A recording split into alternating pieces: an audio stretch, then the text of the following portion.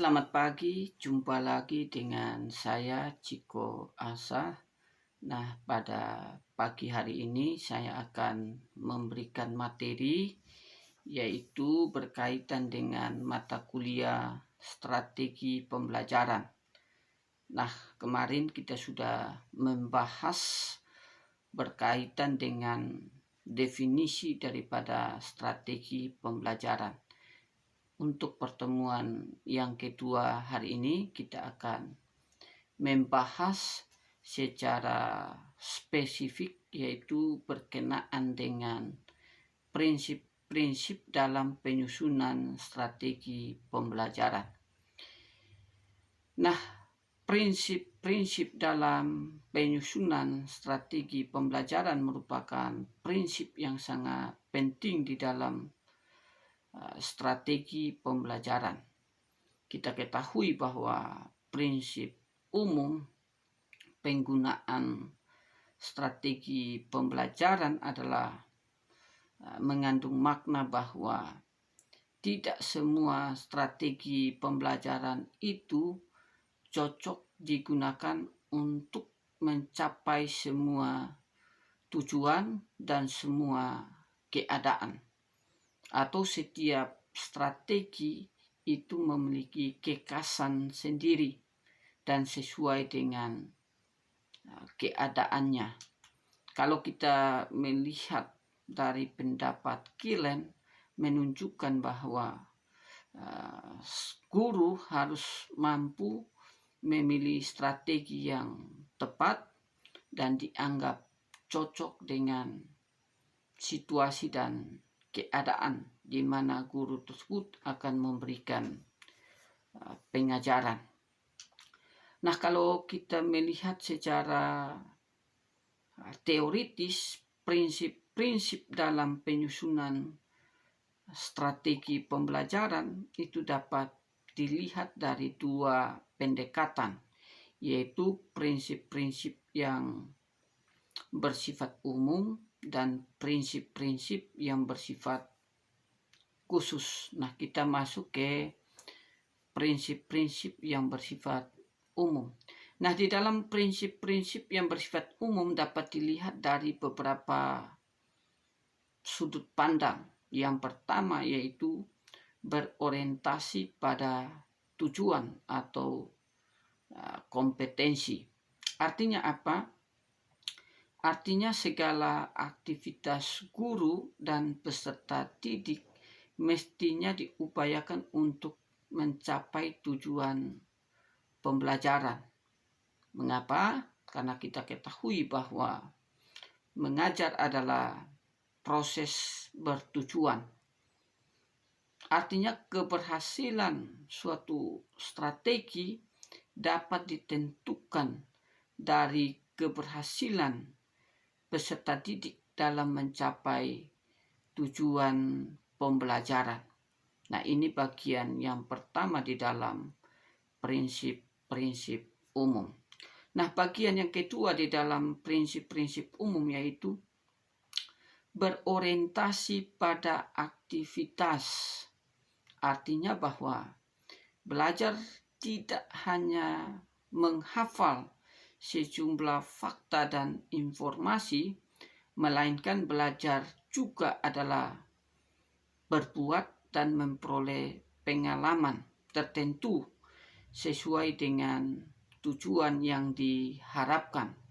Oleh karena itu, strategi pembelajaran harus mendorong agar peserta didik aktif dalam kegiatan belajar mengajar. Nah, ini bagian yang kedua.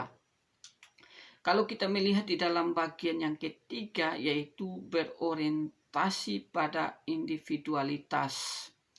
Artinya bahwa mengajar adalah usaha mengembangkan setiap individu atau setiap peserta didik. Kita ketahui bahwa walaupun guru mengajar pada sekelompok dari peserta didik, namun pada hakikatnya yang ingin dicapai oleh guru dalam kegiatan pembelajaran adalah perubahan perilaku secara individual, penambahan pengetahuan secara individual, dan mempunyai keterampilan di dalam diri peserta didik secara individual. Nah, ini yang hendak dicapai dalam kegiatan belajar mengajar. Nah, selain itu, bagian yang keempat yaitu berorientasi pada integritas. Artinya bahwa mengajar harus dipandang sebagai usaha mengembangkan seluruh pribadi peserta didik. Mengajar harus mengembangkan aspek kognitif, mengembangkan aspek afektif, dan juga mengembangkan aspek psikomotorik di dalam diri peserta didik.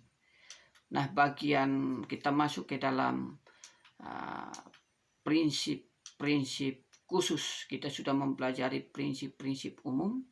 Kita masuk ke dalam prinsip yang kedua, yaitu prinsip-prinsip khusus. Nah, di dalam prinsip-prinsip khusus dapat dilihat dari beberapa perspektif. Yang pertama yaitu interaksi. Artinya bahwa prinsip interaksi adalah mengandung makna bahwa mengajar bukan sekedar menyampaikan pengetahuan dari guru kepada peserta didik, melainkan sebuah proses mengatur lingkungan belajar yang dapat memberikan stimulus, memberikan rangsangan kepada peserta didik untuk belajar. Oleh karena itu, maka interaksi memungkinkan guru berinteraksi dengan peserta didik berinteraksi dengan peserta didik berinteraksi dengan lingkungan sekitarnya dalam konteks kegiatan belajar mengajar. Sehingga proses interaksi ini memungkinkan peserta didik untuk berkembang baik secara mental maupun secara intelektual di dalam diri peserta didik. Nah, ini prinsip khusus yang pertama, yaitu berkaitan dengan interaksi. Prinsip khusus yang kedua yaitu inspiratif.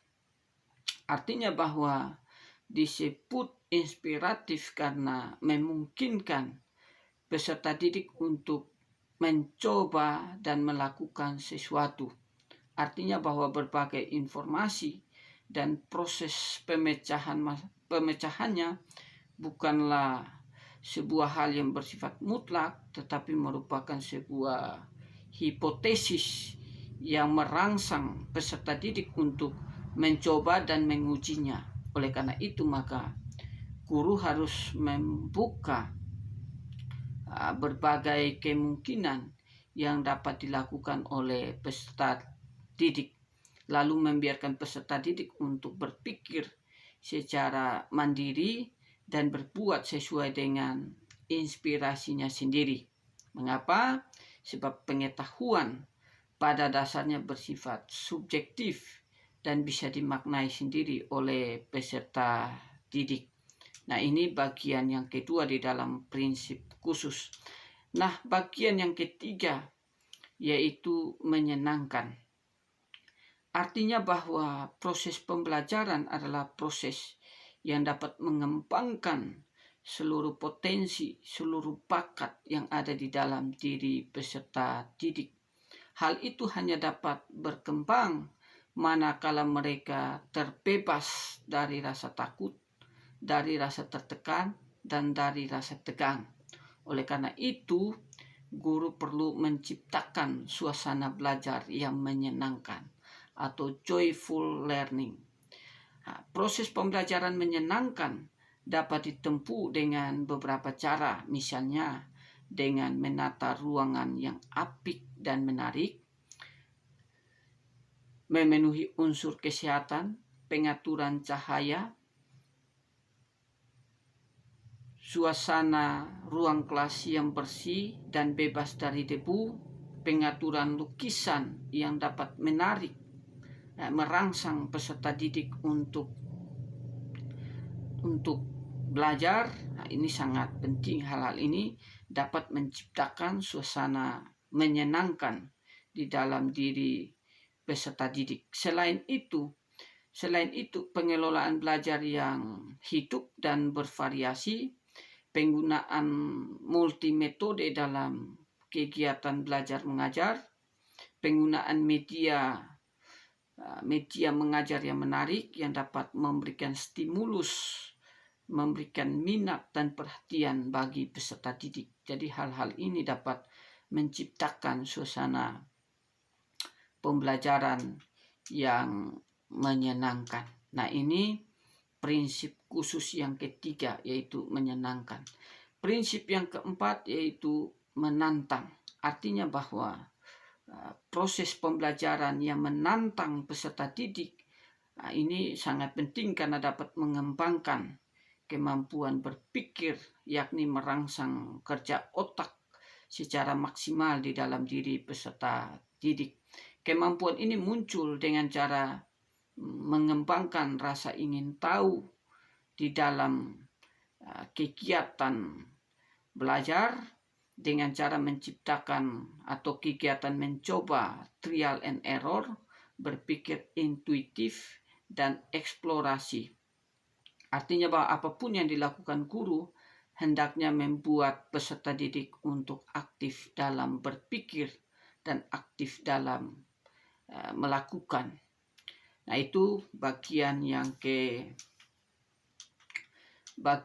keempat di dalam prinsip khusus. Nah, bagian yang kelima atau bagian yang terakhir di dalam prinsip khusus yaitu memberi motivasi. Artinya bahwa motivasi sangat diperlukan bagi peserta didik dalam kegiatan pembelajaran. Mengapa? Karena tanpa motivasi di dalam diri peserta didik atau dorongan di dalam diri peserta didik, tidak mungkin peserta didik dapat memiliki keinginan, minat, dan perhatian dalam mengikuti pembelajaran. Dengan adanya motivasi atau dengan adanya dorongan yang ada di dalam diri peserta didik secara internal maupun secara eksternal, dorongan dari luar agar peserta didik memiliki motivasi, ini tentu memiliki hal yang penting.